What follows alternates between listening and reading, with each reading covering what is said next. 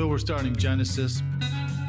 Genesis is the Greek name from the Hebrew name Bereshith. It's time to change your world. It's time to let it go. The things you used to think, the things you used to know, they don't help you anymore. It's time to change your mind. If it's peace you want to find. This is Kurt Kaikonen, pastor of Calvary Chapel, Waterford, at your neighborhood church. Today on Change Your World, we'll be in the book of Genesis. So grab your Bible. We'll be starting in chapter 5.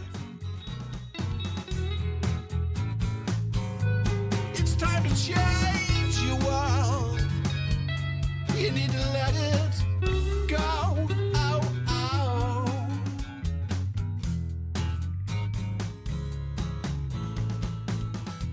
And we don't know how modern they were or how they had become because we have no records of anything before the flood. But they weren't primitive and they weren't cavemen. They had to have been a great society in a worldly sense, but they weren't a great society in a spiritual sense. Because what we see in chapter 6 is we see a lot of demonic activity. And there are three basic views of what we're looking at here, of these sons of God with the daughters of men. And the first view is a totally natural looking view, and it's probably the most popular view of the evangelical church. There it's saying that the sons of God, all it means is that they're talking about the sons of Seth, the godly line of Seth, that they were the sons of God, the godly line, the one that we've been reading about. And they're talking about the sons of God marrying these beautiful women from the line of Cain, the ungodly line of Cain. And this thought is that they were corrupting the pure line of Seth and that there would be no one for the Messiah to be able to come through. And even though there's a lot of Christians who adhere to this view, I have a couple problems with it.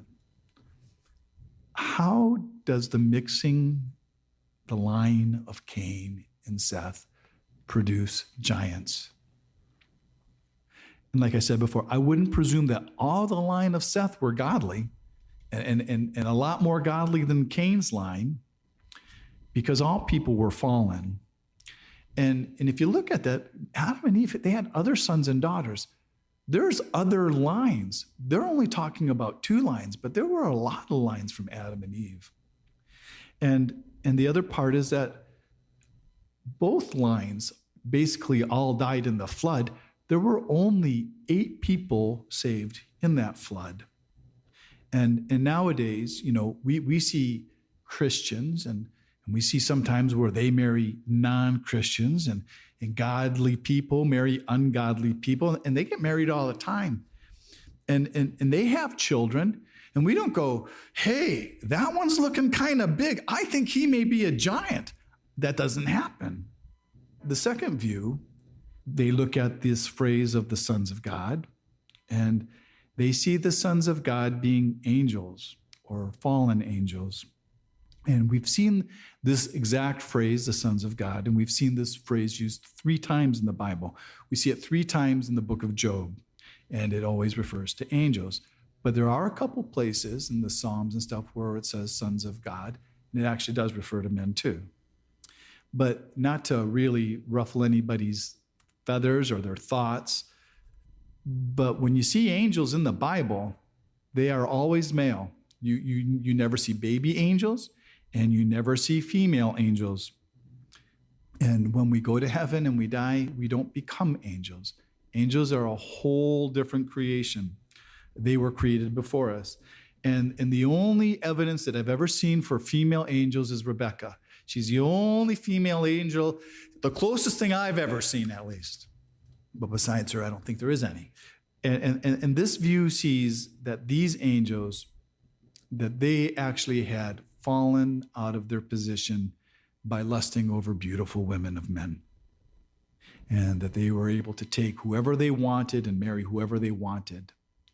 And we read something about this in the New Testament in the book of Jude, where it's believed that it refers to this actual passage And in the verse 6, because Jude is only one chapter, so you just have to say Jude, verse 6, it says, "And the angels who did not keep their proper domain, but left their own abode, he has reserved in everlasting chains under darkness for the judgment of the great day.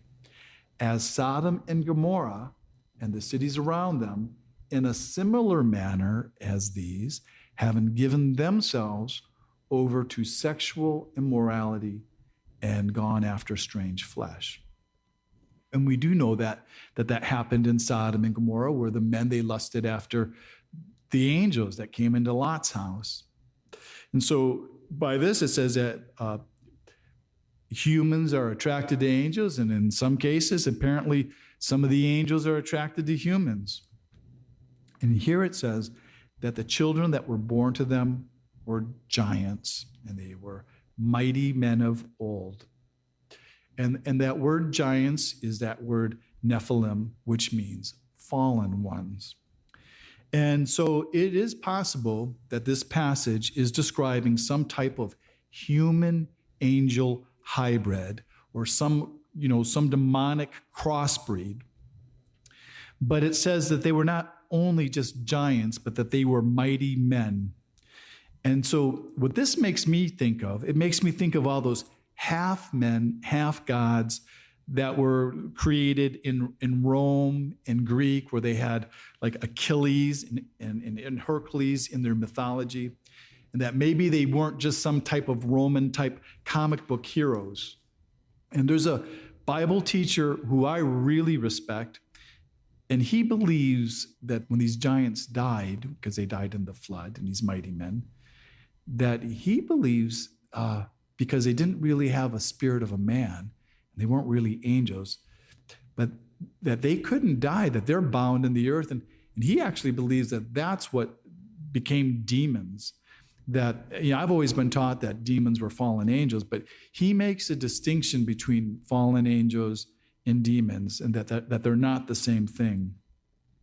And he talks about how a demon always wants to inhabit a body. And we read that in the New Testament of how they want to inhabit a body. And now there's a third view. And this third view I've only heard of just recently. And it's not really a natural view, but it's also not a mysterious, spiritual, demonic, weird view either. But what it is saying it's kind of a combination of the two. And this is held by a Bible teacher that I respect too, who's actually a really good friend of the guy that I just talked about. They listen to each other's teachings, and they're really good friends. And this view is saying that the men, well, they're natural men, but he's saying that they're demonically possessed men. And that these demonized men, they had powers and abilities that they gained from those demons that inhabited them. And it's a lot like what we hear of people going around and they making a deal with the devil to get these certain powers. And you always hear it about like some gifted musicians, how they had sold their soul to the devil to get this power. And we hear about it in other things too, like, witches, trying to get magical powers, and fortune tellers trying to do their thing. But this is saying that these demon-possessed men, that they were picking women with physical attributes that they desired, and that they were trying to make a genetically superior demon-possessed people, a people that would rule, they were practicing a type of eugenics, a breeding program to produce a stronger race of people, a larger race, a race of leaders, more intelligent, and a race of warriors. And the world has seen this type of thing before. It was used by the Spartans. Every child born in Sparta was taken to the leaders, and it was judged if it was worthy to live and to be a Spartan. And we also saw when Hitler, he was planning on building his master race. And part of the reasoning for this man having this view is that the word used for calling them mighty men of old, it still uses the word men. And then we're also told that these types of giants were not only found before the flood, but they're also found after the flood.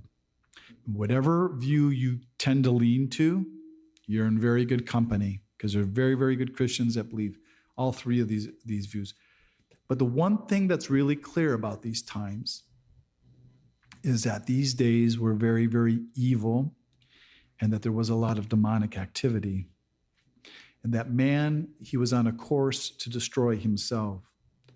And we're told that every intent and thought of man's heart was set on evil continually. And sometimes, we try to lead ourselves to believe when people get older that they naturally become a little better, or they become a little kinder, or maybe even naturally a little bit more godly. But that's really not the case. And we read here where God had shortened man's days to 120 years. And that's about how old the longest of us live now. But some people don't think that means that. They think that when that statement came out, that it meant that it's going to be 120 years until the judgment. But the truth is, without Christ, the longer we live, the more wicked we live. You can be an old man and have wicked things going on in your heart all day long. You just don't have the strength to perform them anymore. So this is the view that we get for Noah. And we can see why God did have to intervene to save man. And we can see the same things in our day, that if God doesn't do something soon, because we can see evil in any news channel, and it's not just one little area, it's the whole world. It's not like even one little area, it's like every area of life is just falling apart in front of our eyes. And so God needs to intervene to save man again. And if we're not saved, and if you're not saved, today is always a good day for God to intervene into your life to save you. And the thing is if you ask him, he will. He will save you, and you will receive his forgiveness. Because his son Jesus, who is the other one made in the likeness of God, he paid the price for us so that we can have peace with God, and that we could be like Noah, and that we would have rest. So last week when we left off, we had this pre-flood world. We figured about maybe up to 7 billion people. And we're told here that the thought of the peoples were evil continually. And God, for almost 1,000 years, had given him a man whose name was actually a prophecy. And that was that man, Methuselah. And his name meant, when he is dead, it'll come. And he was speaking of the judgment of the flood. And we have to remember that this man, Methuselah, that was Noah's grandfather. So now the countdown begins. And God says there'll be another 120 years, and that's how long he's going to strive with man. And the last we read last week, that Noah was only 500 years old, and he had 3 sons. And now we're reading and we're being told that God hates the way that the world's become, and is saying that he's sorry that he ever made man. And that's because the Lord never made man to become what man has become, what man has made himself into. Because when God made man, he made him in a very, very high position. He made him like himself. And what man had made himself into was very low, and it was actually lower than the animals. But God knew all this, and he knew all this was going to happen before the world was ever created. But the Lord actually does have a plan. And even though that plan is hidden from us, we're told that it will be revealed in the end, but that until it is revealed, that all creation will groan. And so this bleak time in human history is much like our own bleak time in human history. But we read that Noah, he found grace in the eyes of the Lord. Now, it doesn't say that Noah earned grace, but he found grace, because grace is not a reward for doing good, and grace is not a gift for living a good life. Grace is God's response to the faith that we place in him. It's given by believing God, and it's by acting on that. And that's what Noah did here. He believed God. He believed about that destruction that's going to come upon the world. And the way that Noah shows his faith in what God said is by this building of an ark. And there's a part of this where it says that he found grace. To me, it sounds like that he didn't always have grace. I believe that Noah probably at one point in his life, he had come to the end of himself, and he must have given his life to God. And that's probably when he started walking with God. It's just like his great-grandfather, Enoch. It says that he didn't walk with God till he was 65 years old. And that's because these people, they're just like us. Before they walked with God, they walked in themselves. And when they came to the end of themselves, then they gave their life to God and they followed him, just like us. Now, walking with God is following him. It's just not adding God into our lives, into the direction that we're already going. It's not God ever following us. It's about abiding in him, that we let him lead. We have to come to the end of ourselves, and we have to give him that right, that we give him that right over our life. These men, they were not good in themselves. They're like us. They were fallen men. But it appears in this time that the rest of the world, they didn't have a place for God in their own lives because they were busy with their own lives. But we can see that Noah gave his life to follow God, and he walked with God. And we can see that fact that he walked with God because he built an ark. And it's exactly the same in our lives. When he reveals something to us, it might be something he wants us to do. Maybe it's build an ark, I don't know.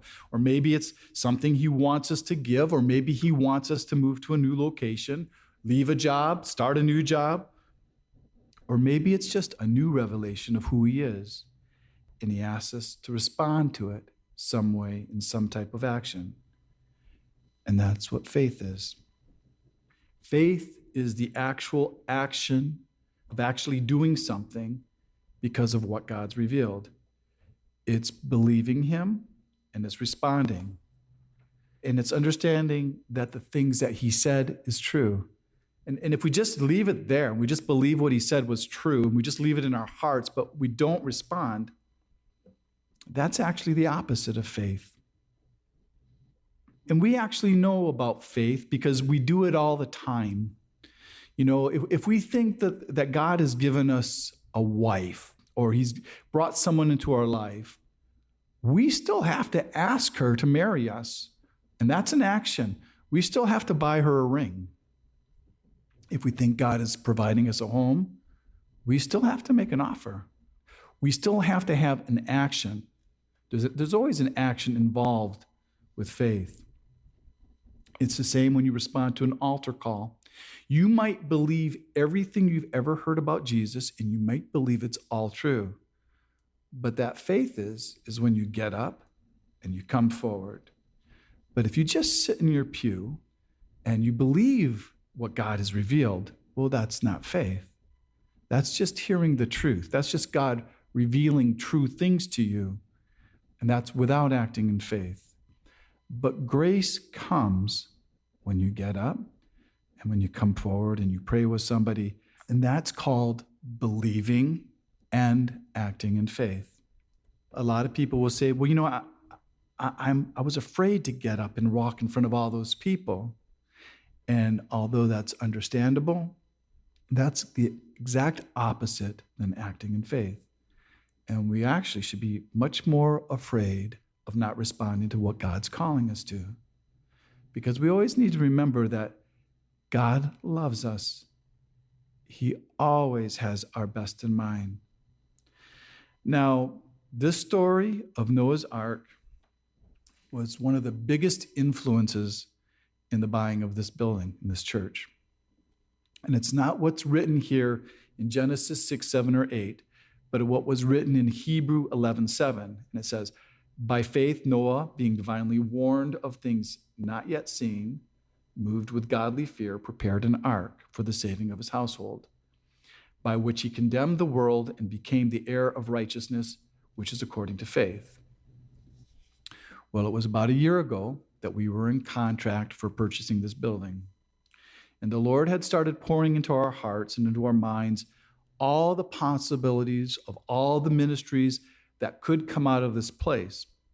And we really believed that he wanted to do something out here in this neighborhood. Because if you look around, there's over 1,000 homes, and the church is right in the middle of this community. But all we did, we just went through the motions. We didn't even really know it was possible. We just followed our feet. We just went from one step to the next step, and then every obstacle was met. And the doors, they all just opened.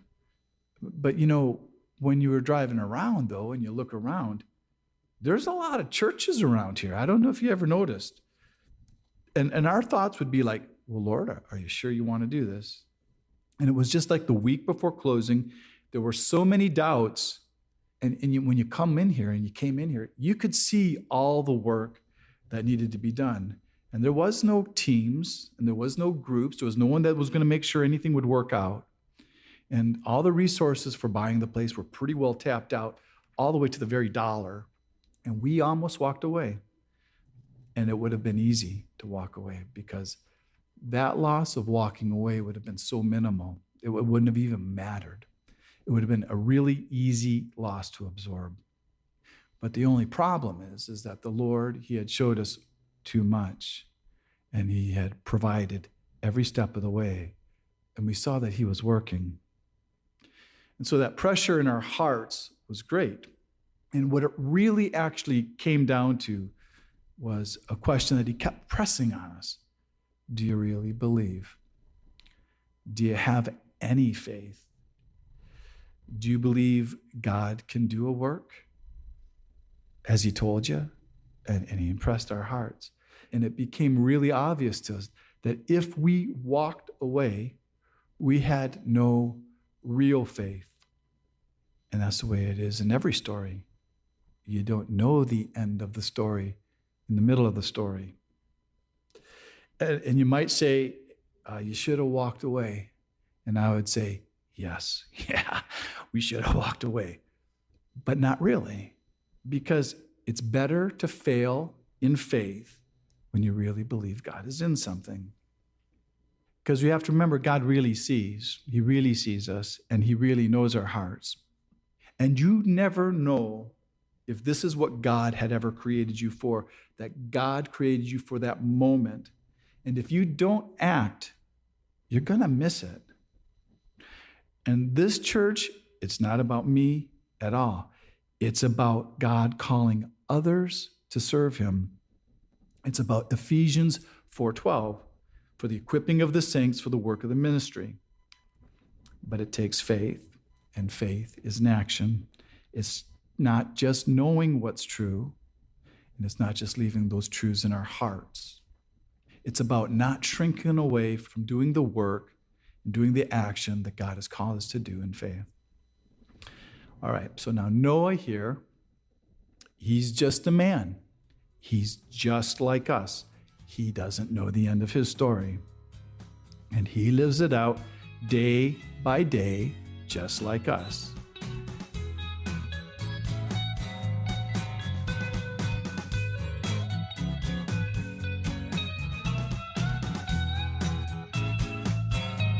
You need to change your world. You need to let it go. Oh. Thanks for listening to Change Your World. Change Your World is an outreach of Calvary Chapel Waterford and your neighborhood church. If you're listening to Change Your World in the Detroit metro area, why don't you join us for church this Sunday? Our service time is 10 a.m. at Calvary Chapel Waterford, 183 South Winding Drive, Waterford, Michigan. We're competing with the Catholics. It's only an hour. All the donuts you can eat, and you don't have to believe a thing we say, but it could change your world. You need to change your world. The rest of today's message can be heard at yourneighborhoodchurch.org. So check us out and download the app. And until next week, remember,